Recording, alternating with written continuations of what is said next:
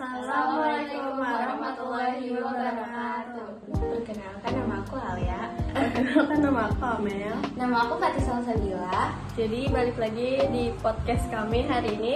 Kami akan membahas satu hal yang penting banget. Oke, langsung aja ya teman-teman. Sebenarnya apa sih arti rahmatan lil alamin? Itu secara bahasa, karena kita cuma tahu artinya rahmat bagi alam semesta aja. Ya, jadi rahmatan lil alamin secara etimologi itu kan secara kebahasaan kan. Jadi kita bedah satu-satu. Yang pertama ada rahmatan. Rahmatan itu kebaikan atau simpati. Sedangkan lil alamin itu artinya adalah untuk seluruh alam. Nah, berarti kalau digabungin lagi kebaikan atau simpati untuk seluruh alam. Nah, karena pembahasan kita hari ini adalah Islam rahmatan lil alamin, jadi adalah semacam Islam sebagai kebaikan kepada seluruh alam. Berarti intinya Islam itu hadir buat kasih rasa aman dan damai, bukan cuma buat sesama muslim, tapi juga buat non muslim dan lingkungan sekitarnya ya. Iya, betul. Lengkap banget. Pokoknya paket lengkap buat keselamatan dunia dan akhirat gitu. Ngomongin kasih sayang pasti nggak lepas dari sosok Rasulullah Sallallahu Alaihi Wasallam kan. Terus habis itu sebagai pembawa risalah ini. Iya, gue suka banget satu cerita di materi ini. Rasulullah itu dia malah bilang, saya diutus bukan untuk menjadi pelaknat, tapi untuk jadi rahmat. Jadi kepribadian beliau itu memang totalitas, isinya kelembutan, bukan kasar atau keras. Oh berarti Rasulullah itu dia secara sifatnya juga dia tuh kayak nggak mau ngedoain orang-orang hal-hal buruk gitu ya. Jadi dia tuh selalu ngedoain hal-hal yang baik pada orang-orang lain, padahal orang-orang lain itu di zaman itu banyak yang menghina dia gitu. Karena dia mengimplementasikan si Islam rahmatan lil alamin ya kan. Jadi dia tuh Benar gitu kan. iya, jadi dia nggak pernah ngedoain yang buruk-buruk gitu, selalu didoainnya yang baik-baik, bahkan pada orang-orang yang nggak suka sama dia atau orang-orang yang udah pernah memperlakukan dia secara buruk gitu. Nah sekarang buat kita yang sering ngetik di media sosial atau ngobrol sehari-hari, gimana sih cara nerapinnya? Di Al-Quran ternyata ada panduan bahasa rahmat. Contohnya qaulan layyinan, ngomong yang lemah lembut biarpun ke orang yang keras sama kita. Terus ada qaulan sayyidan alias ngomong yang jujur, benar, dan logis. Oke, gue izin nambahin ya. Jadi ada juga tuh salah satu pesan dari Ki Haji Hashim Muzadi. Jadi kata beliau itu pendakwah atau kita semua nih harus kayak dokter. Kita harus paham kondisi orang lain dulu sebelum bertindak. Jangan langsung hitam putih atau main hakim sendiri. Kayak seperti yang kita tahu kan di dunia tuh sebenarnya emang gak ada yang hitam putih gak sih? Gak ada orang yang pure jahat kan, gak ada orang yang pure baik. Kayak semuanya tuh serba abu-abu gitu. Makanya kita tuh harus memahami orang itu satu persatu gitu. Satu poin penting lagi, Islam itu mengatur semuanya ya. Betul, jadi sifatnya secara menyeluruh atau komprehensif dari urusan politik, ekonomi, hubungan sama Tuhan atau ibadah atau hablum minallah ya, sampai cara kita makan dan berpakaian pun diatur supaya membawa kebaikan gitu. Dan yang paling penting di zaman sekarang, Islam itu nggak ada urusannya sama radikalisme, kekerasan. Kekerasan itu haram hukumnya kalau kita sampai melukai hak orang lain. Aku mau nanya nih, mengapa Islam disebut sebagai agama yang bersifat universal dan menyeluruh? Nah, kenapa Islam disebut sebagai universal atau menyeluruh? Karena ajarannya itu mengatur seluruh aspek kehidupan manusia, mulai dari hubungan manusia dengan Allah, yaitu hablum minallah, terus hubungan antar manusia atau hablum minanas, terus hingga hubungan manusia dengan alam. Ajaran Islam mencakup aspek ibadah sosial, ekonomi, politik, hukum, dan akhlak.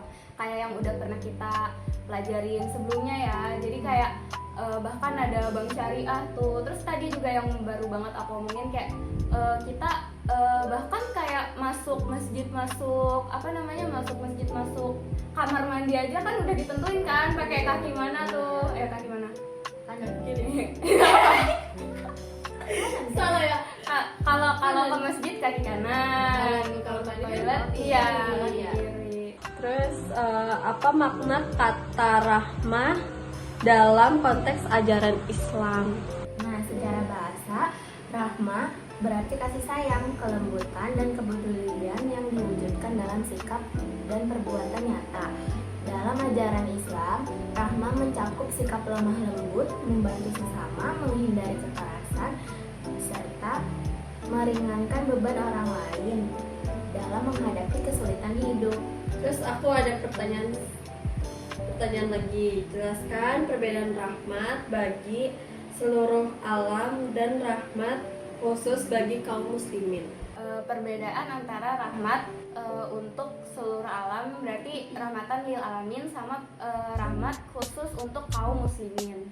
Rahmat bagi seluruh alam itu bersifat umum, meliputi seluruh makhluk Allah Subhanahu wa taala. Jadi bukan cuman manusia doang, bahkan gitu, bukan cuman orang Islam, orang Kristen, orang Buddha dan lain-lain, tapi juga hewan gitu, even anjing misalnya atau semut gitu kan. Terus tumbuhan-tumbuhan juga kayak semua pohon lah ya. Tumbuhan gitu, sayuran semuanya gitu, semuanya itu Semuanya disebutin. intinya kan semua kan anjing juga termasuk kan gitu. Nah terus sementara itu rahmat khusus bagi kaum muslimin itu berkaitan dengan petunjuk iman, ampunan dan keselamatan di dunia akhirat. Kayak contohnya tata cara sholat gitu kan. Kalau misalnya ya kayak hewan kan nggak mungkin sholat kan gitu. Iya betul. Terus apalagi ya sayuran nggak mungkin sholat gitu. Terus orang gitu. iya iya cuman bertumbuh doang kan dia.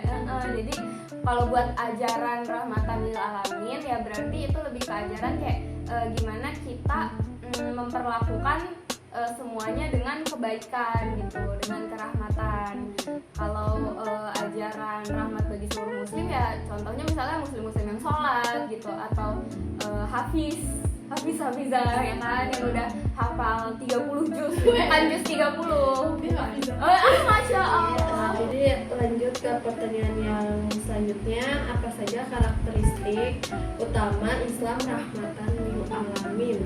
Nah, karakteristik Islam rahmatan lil alamin antara lain bersifat menyeluruh, menolak kekerasan, mengutamakan perdamaian, menjunjung tinggi persaudaraan, serta menanamkan sikap saling menghargai dan toleransi dalam kehidupan bermasyarakat.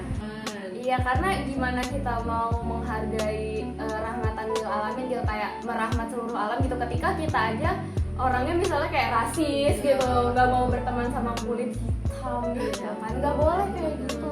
Kita kan harus baik kepada seluruh ciptaan Allah. Izin bertanya ya. Mengapa Islam tidak membenarkan kekerasan dalam menyelesaikan masalah? Apa tuh? Alasan kenapa Islam tidak membenarkan kekerasan dalam menyelesaikan masalah. Islam itu tidak membenarkan kekerasan karena kekerasan justru menimbulkan kerusakan, memperpanjang konflik, dan bertentangan dengan nilai kasih sayang.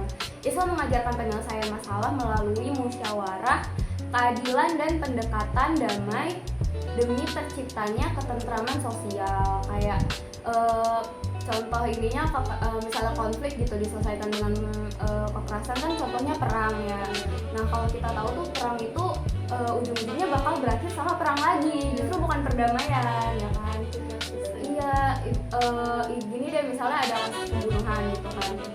Misalnya ada suatu kayak misalnya hutang-hutang, terus salah satunya ngebunuh salah satunya gitu. Itu tuh nggak nyelesain masalah, nggak bakal iniin hutangnya. Bahkan mungkin kayak anak dari orang yang dibunuh ini bakal iya dia bakal ngincer sama ini, ada dendam gitu.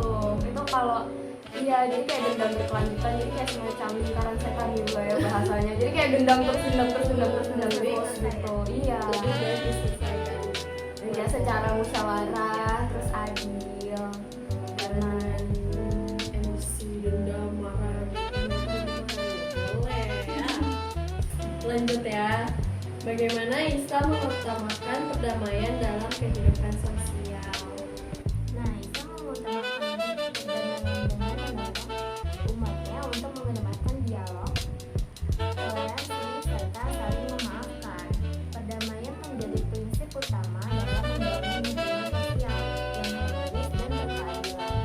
jadi mungkin sama kayak yang tadi juga ya alasan kenapa harus damai dalam berkehidupan sosial soalnya kan iya kan gak enak juga kan kayak kalau kita selek sama tetangga gitu apalagi kan tetangga tuh ada bahasanya tetangga itu saudara terdekat kan kayak Kita apapun tuh bakal butuh. iya kita ujung-ujungnya pasti ke tetangga lagi kalau kita ada apa-apa gitu kan jadi kita harus bersosial ya jangan cari musuh lah gitu kan bahasanya. Kok nggak kerasa ya obrolan kita udah sampai 15 menit deh. Terus habis itu sebelum kita tutup ada closing statement dari menurut kakak-kakak. Closingan statement berarti kayak semacam kesimpulan aja lah ya. Ya, ya sih itu aja kayak rahmatan lil alamin. Ya mungkin kalau buat apa yang kita dapetin di saat ini ya kan kita udah pernah belajar sebelumnya juga kan.